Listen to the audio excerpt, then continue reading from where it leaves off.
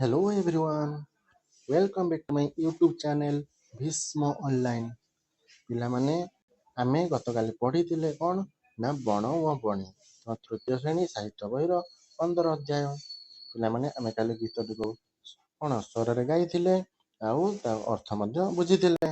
ଆଜି କ'ଣ କରିବା ନା ତାର ପ୍ରଶ୍ନ ଉତ୍ତର ସବୁ ଆଲୋଚନା କରିବା। ଠିକ୍ କହିଲେ ତ ପିଲାମାନେ?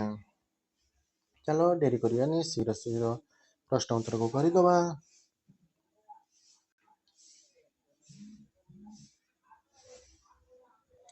ଦେଖ ପିଲାମାନେ, ଆମର ଅଭ୍ୟାସର କ'ଣ ଦେଇଛି? 1 ନମ୍ବର ପ୍ରଶ୍ନ। ଆସ କବିତାରୁ ଖୋଜି କହିବା, କିଏ ମହୁଲ ଫୁଲକୁ ଗଣୁଥିଲା? କିଏ ଗଣୁଥିଲା ପିଲାମାନେ କାଲି ପଢ଼ିଥିଲେ? ନା କୁନା ମହୁଲ ଫୁଲକୁ ଗଣୁଥିଲା। ବଣି ଗଛ ଡାଳରେ ଥଣ୍ଟ ଘଷୁଥିବା ବେଳେ କୁନା ତାକୁ କ'ଣ କହିଲା? କ'ଣ କହିଲା ପିଲାମାନେ? ବଣି ଗଛ ଡାଳରେ ଥଣ୍ଟ ଘଷୁଥିବା ବେଳେ କୁନା ତାକୁ ଫାଳେ ମିଠା ପିଜୁଳି ଖାଇବାକୁ ଦେବ ବୋଲି କହିଲା।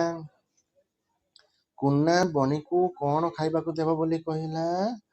ନା ମିଠା ପିଜୁଳି, ଆଉ କ'ଣ ନା କଦଳୀ, ଛେନା ଆଉ ସର।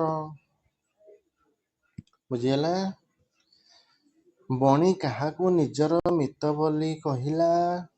କାହାକୁ କହିଲା? ଆମେ ଗୀତରେ ପଢ଼ିଥିଲେ ସଭା ଶେଷ ପଦଟା କ'ଣ ନା ବଣି ବଣକୁ ନିଜର ମିତ ବୋଲି କହିଲା। ସମସ୍ତେ ବୁଝିପାରିଲ ପିଲାମାନେ? ଏବେ ଦେଖିବା 2 ନମ୍ବର।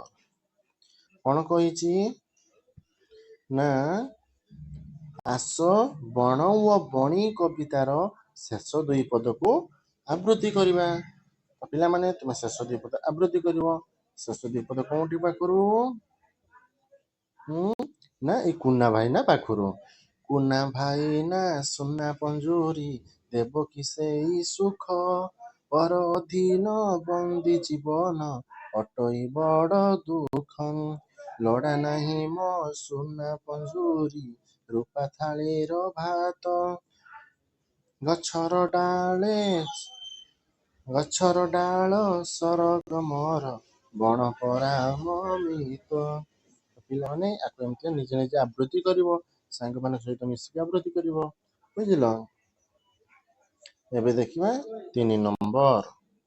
3 ନମ୍ବର କ'ଣ କହିଛି ନା ତଳେ ଦିଆଯାଇଥିବା ପଦଟିକୁ ସଜାଡ଼ି ଲେଖିବା। କ'ଣ ଲେଖିବା? ଏଠି ଦେଖ, ଲୋଡ଼ା ନାହିଁ ମୋ ରୂପା ଥାଳିର ଭାତ, ସୁନା ପଞ୍ଜୁରୀ, ବଣ ପରା ମିତ, ଗଛର ଡାଳ ସରଗ ମୋର। ବୁଝିଲ? ତ ଏଇଟା ଶ୍ଲୋକଟା ଉଲ୍ଟୋ ପାଲ୍ଟୁ କରିକି ଦେଇଛି, ଆମେ ତାକୁ ସଜାଡ଼ିକି ଲେଖିବା। ତମେ ଗୀତରୁ ଦେଖି ଲେଖିପାରିବା। କ'ଣ ଲେଖିବା? ନା କ'ଣ ହବ? ଲୋଡ଼ା ନାହିଁ ମୋ ସୁନା ପଞ୍ଜୁରୀ ରୂପା ଥାଳିର ଭାତ,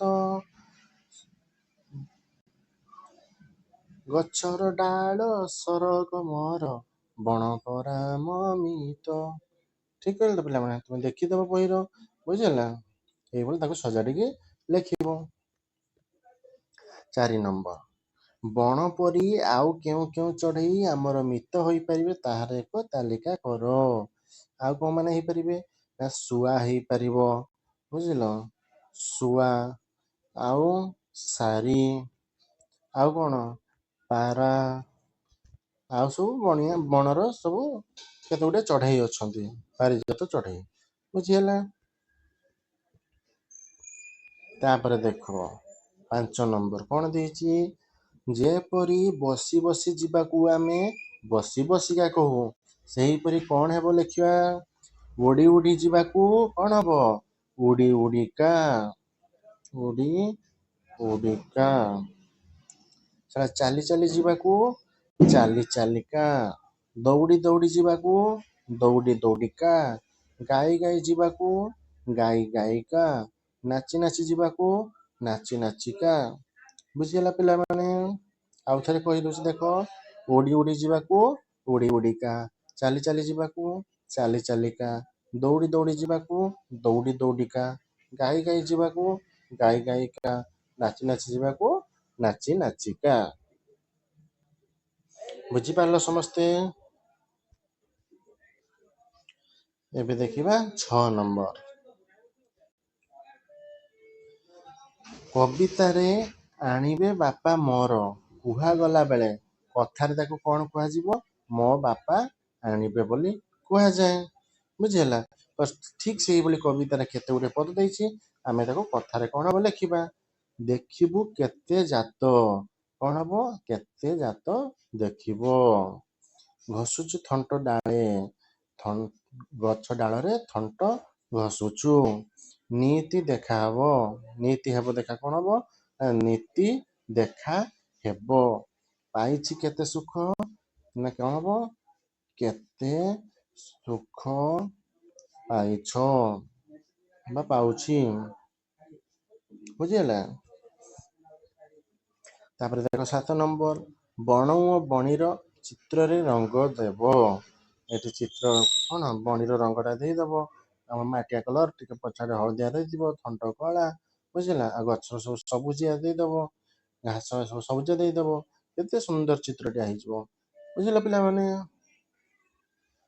ଏଠି ଦେଖ 8 ନମ୍ବର କ'ଣ କହିଛି? ଆସ ପଦ୍ୟ ରୂପକୁ ଗଦ୍ୟରେ ପ୍ରକାଶ କରିବା। ବୁଝିଲ? ତ ଶରଧା କ'ଣ ହବ? ନା ଶ୍ରଦ୍ଧା। ବୁଝିହେଲା? ସରଗକୁ କ'ଣ ହବ? ନା ସ୍ୱର୍ଗ। ବୁଝିହେଲା? ନୀତିକୁ କ'ଣ ହବ? ନୀତି।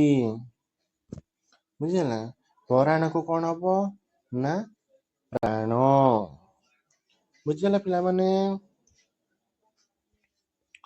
ଏବେ ଦେଖ, କୁନା ଓ ବଣି ଚଢ଼େଇର କଥାବାର୍ତ୍ତା ନିଜ ନିଜ ଭିତରେ ଅଭିନୟ କରିବ। ପିଲାମାନେ ତୁମେ ଯେତେବେଳେ ସ୍କୁଲ ଯିବ, ସ୍କୁଲରେ ଯେତେବେଳେ କୌଣସି କ୍ଲାସ୍ ନ ହେଇଥିବ ବା ସାର୍ ଆସିନଥିବ, ସେ ସମୟରେ କ'ଣ କରିବ? ତୁମେ ସାଙ୍ଗମାନଙ୍କ ସହିତ ମିଶିକା ଜଣେ କୁନା ହବ, ଜଣେ ବଣି ହବ, ଜଣେ ଗଛ ହବ। ବୁଝିହେଲା? ତ ଏମିତି ନିଜେ ନିଜେ ଅଭିନୟ କରିବ, କିଏ କାହାକୁ କ'ଣ ସବୁ କହୁଥିଲା। ତାପରେ କ'ଣ ଦେଇଛି 10 ନମ୍ବର? ନା ଚିତ୍ରରେ ଯାହା ଦେଖୁଛ ସେ କଥା 3ଟି ଧାଡ଼ିରେ ଲେଖ। ଆମେ 3ଟି ଧାଡ଼ିରେ ଲେଖିବା। କ'ଣ ଲେଖିବା? ନା ଏହା ଗୋଟିଏ ଗଛ, ଗଛ ଡାଳରେ ଗୋଟିଏ ପକ୍ଷୀ ବସିଛି, ଅନ୍ୟ ପକ୍ଷୀମାନେ ଆକାଶରେ ଉଡୁଛନ୍ତି। ହେଇଗଲା 3ଟା ପଦ। କେତେ ସାଧା ଦେଖ ପିଲାମାନେ। ତୁମେ ନିଜେ ନିଜେ ଆହୁରି ନୂଆ ବାକ୍ୟ ମଧ୍ୟ କରିପାରିବ। ବୁଝିଲ? ଆମେ ବଣଠାରୁ କି ଉପକାର ପାଉ ଲେଖ। ଆମେ ବଣରୁ କି ଉପକାର ପାଉ? ନା ବଣରେ ଆମେ ବିଭିନ୍ନ ପ୍ରକାର ଗଛର କାଠ ପାଇଥାଉ। ବଣରୁ ଆମେ ବିଭିନ୍ନ ପ୍ରକାର ଚେରମୂଳି ପାଇଥାଉ। ବଣରୁ ଆମେ ଆମ୍ବ, ପଣସ ଇତ୍ୟାଦି ବିଭିନ୍ନ ପ୍ରକାର ଫଳ ପାଇଥାଉ। ବଣରୁ ଆମ କ'ଣ? ଝୁଣା, ଲାଖ ଇତ୍ୟାଦି ପାଇଥାଉ, ଯେମିତିକି ଠାକୁର ପୂଜା ପାଇଁ ବ୍ୟବହାର କରାଯାଏ। ବୁଝିହେଲା? ଆଉ କ'ଣ? ବଣ ଥିବାରୁ, ବଣରେ ଗଛ ଥିବାରୁ ଆମେ ବର୍ଷା ହେଇଥାଏ। ବୁଝିଲ? ଏସବୁ ଉପକାର ଆମେ ପାଇଥାଉ। ତ ବୁଝିହେଲା ପିଲାମାନେ? ଆମେ ପ୍ରଶ୍ନ ଉତ୍ତର ସାରିଦେଲେ ବଣ ଓ ବଣିର। ପିଲାମାନେ ତୁମେ ସବୁ ଖାତାରେ ଲେଖିଦବ ଏବଂ ତାକୁ ପଢ଼ିକି ମୁଖସ୍ଥ କରିବ। ତାହେଲେ କ'ଣ ହବ? ନା ପରୀକ୍ଷାରେ ତୁମେ ଶୀଘ୍ର ଶୀଘ୍ର ଲେଖିଦବ, ଭଲ ନମ୍ବର ରଖିବ, ପ୍ରଶଂସା ପାଇବ। ବୁଝିଲ ପିଲାମାନେ? ତୁମେ ସମସ୍ତଙ୍କୁ ଭଲ ପିଲା କହିବେ, ଭଲ ପାଠ ପଢୁଥିବା ଛୁଆ କହିବେ। ବୁଝିହେଲା? ତ ପିଲାମାନେ ତୁମେ ସବୁ ଘରେ ପାଠ ପଢିବ, ବେଶୀ ଖେଳିବନି। ବୁଝିଲ? ତ ପିଲାମାନେ ତୁମ ଭିଡ଼ିଓଟି ଭଲ ଭାବେ ବୁଝିପାରିଥିବ, ପ୍ରଶ୍ନ ଉତ୍ତର ବୁଝିପାରିଥିବ। ତୁମ ସାଙ୍ଗମାନଙ୍କୁ ମଧ୍ୟ ଏହି ଭିଡ଼ିଓଟିକୁ ସେୟାର କରିକି ତାଙ୍କୁ ବୁଝିବାରେ ସାହାଯ୍ୟ କରିବ। ଏବଂ ଭିଡ଼ିଓଟି ଯଦି ଭଲ ଲାଗିଥିବ ତାହେଲେ ଗୋଟେ ଲାଇକ୍ କରିଦେବ ପିଲାମାନେ। ଆଉ ଯଦି ତୁମେ ପିଲାମାନେ ନୂଆ ହେଇଥିବ ଏହି ଚ୍ୟାନେଲରେ, ତାହେଲେ ଚ୍ୟାନେଲଟିକୁ ମଧ୍ୟ ସବସ୍କ୍ରାଇବ କରିଦେବ। ତ ପିଲାମାନେ, ପରବର୍ତ୍ତୀ ଭିଡ଼ିଓ ଆସିବା ପର୍ଯ୍ୟନ୍ତ ସମସ୍ତଙ୍କୁ ଥ୍ୟାଙ୍କ ୟୁ।